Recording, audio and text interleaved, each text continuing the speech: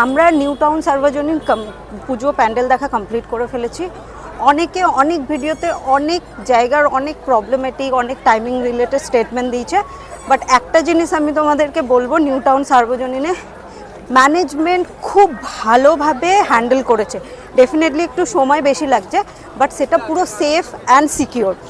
আবার আমি একটা জিনিস নোটিস করলাম, যেটা অবশ্যই শেয়ার করতে হবে তোমাদের সাথে, সেটা হচ্ছে একজন বয়স্ক, মেবি সিনিয়র সিটিজেন হবে, খুবই বয়স্ক ভদ্রমহিলা এবং ভদ্রলোক, মেবি তারা কাপল, তারা যখন নর্মাল লাইন দিয়ে ঢুকছিল, একজন ওখানকারই যারা থাকেন, যারা ক্লাবের মেম্বার, একজন ওনাদেরকে ভিআইপি লাইনে নিয়ে এসেছিলো।